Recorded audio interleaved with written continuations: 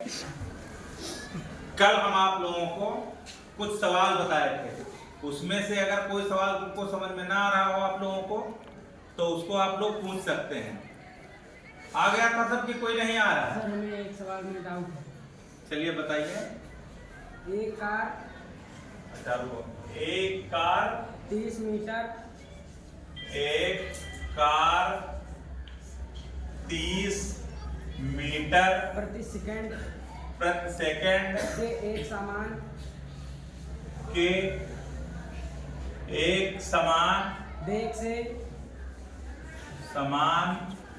वेग से गतिशील है।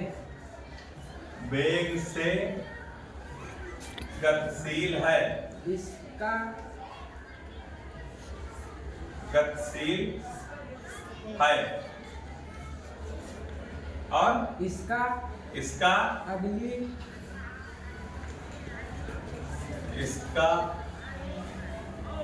अगली 5 सेकंड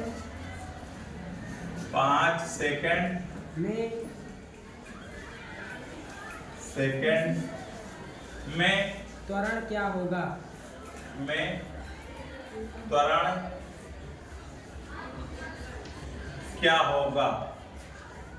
ठीक है, बैठ जाओ।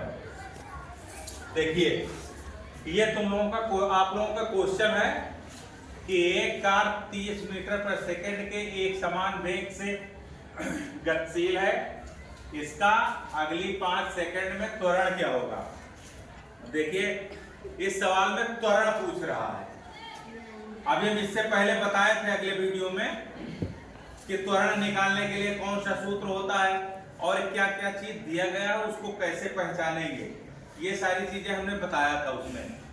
तो आप लोग देखिए, यहाँ पे लिखा एक कार 30 मीटर प्रति सेकंड के एक समान वेग से गतिशील है। हमने अगली वीडियो में बताया था कि अगर कोई चीज चलना प्रारंभ करे, चाहे बस, कार, ट्रक, जीप, लड़का, गेंद, कुछ भी जब चलना प्रारंभ करता है तो वो होता है प्रारंभिक वेग।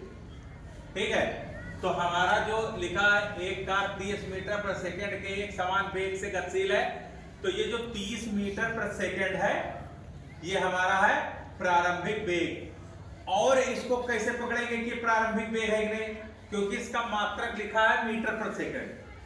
तो हम पहले बता चुके हैं आप लोगों को कि मीटर प्रति सेकंड मात्रक होता है वेग का।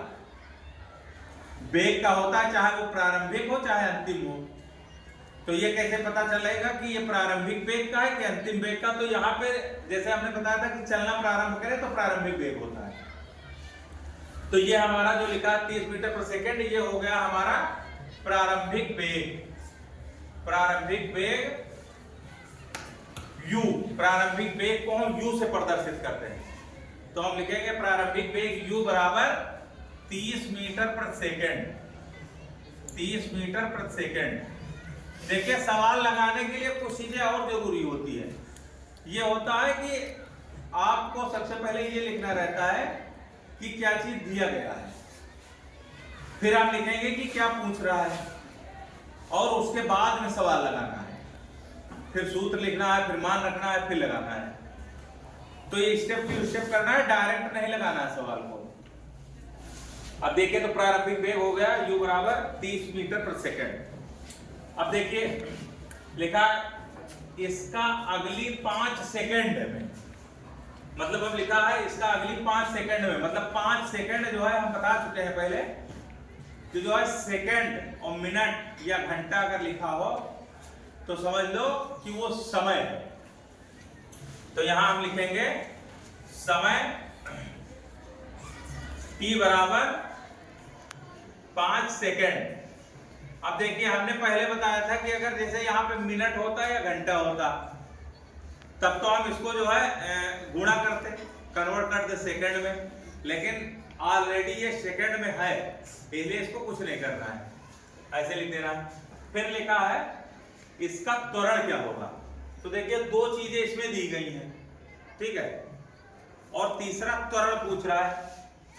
तो त्वरण बराबर हम यहां पे लिख देंगे त्वरण ए बराबर क्वेश्चन मार्क का चिन्ह लगाओ, ठीक है। अब हम लोगों को पता है, आप लोगों को भी पता होगा कि त्वरण का सूत्र क्या होता है। त्वरण का सूत्र लिखवा चुके हैं हम। त्वरण का जो सूत्र होता है मन में देख लेना है कि होता है a बराबर b minus u upon t।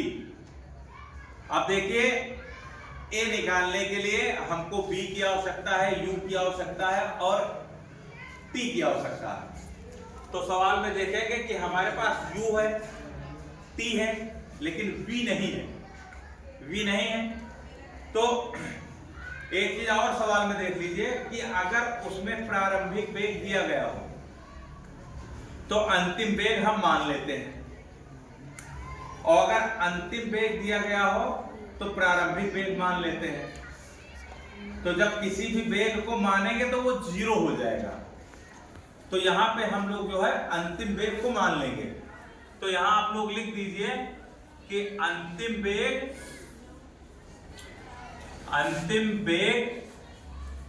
v बराबर 0 मीटर प्रति सेकंड। इसको हमने माना है, कुछ दिया नहीं गया है तो 0 मीटर प्रति सेकंड हो जाएगा। ठीक है, अब ये चीजें आपके सामने आ गई। अब आपको यहाँ पे क्या करना है, यहाँ पे आप सूत्र लिखना है, क्योंकि त्वरण हमको निकालना है। तो त्वरण निकालने के लिए हम सूत्र लिखेंगे। तो हमारा जो सूत्र होता है त्वरण का, वो होता है a बराबर b minus u upon t। ये सूत्र है, ये तुमको याद रखना पड़ेगा आप लोगों को, समझे? ये कोई बताएगा ना, ये याद करने वाली चीज, इसको याद कर लेना। अब क्या करना है, इसमें आप लोगों को मान रखना है। मान रख करके गुणा भाग कर देना, सवाल लग जाएगा। अब मान रख दीजिए, ये हमको निकालना ही है तो a लिख देंगे। a बराबर b कितना है हमारा, तो हमने माना था, तो ये 0 है b, तो b की जगह पे 0 लिख दो। फिर ये माइनस का चिन्ह लगाओ। u कितना है हमारा, u है 30 मीटर पर सेकंड, तो u की जगह पे 30 लिख दो। फिर t हमारा समय कितना है 5 सेकंड, तो यहाँ पे 5 लिख दो t की जगह पे। ठीक है, अब क्या करना है, 0 में से 30 घटा दो तो 30 ही आएगा, क्योंकि 0 में से 30 घटेगा तो 30 ही रहेगा, 0 कोई महत्व नहीं है। फिर नीचे 5 लिख दो। अब देखिए, अब क्या करना है, 5 से 30 को काट दो तो कितनी बार जाएगा, 6 बार जाएगा। ठीक है, तो हमारा निकल के आ गया a बराबर -6। तो a का जो त्वरण है ये a, इसका मात्रक जो होता है वो हमने बताया था कि मीटर प्रति सेकंड स्क्वायर होता है। तो त्वरण का मात्रक यहाँ लिख दो, मीटर प्रति सेकंड स्क्वायर। ये हमारा हो जाएगा आंसर। ठीक है, माइनस में है, देखिए a बराबर -6 मीटर प्रति सेकंड स्क्वायर आया है, तो माइनस में है ये 6, इसलिए समझो कि ये मंदन उत्पन्न कर रहा है। त्वरण में मंदन हो रहा है, इसलिए माइनस में आया है। ठीक है, अब यहाँ पे अगर कोई चीज आपको समझ में ना आई हो तो पूछ सकते हैं। अगर समझ में आ गई है कोई बात नहीं।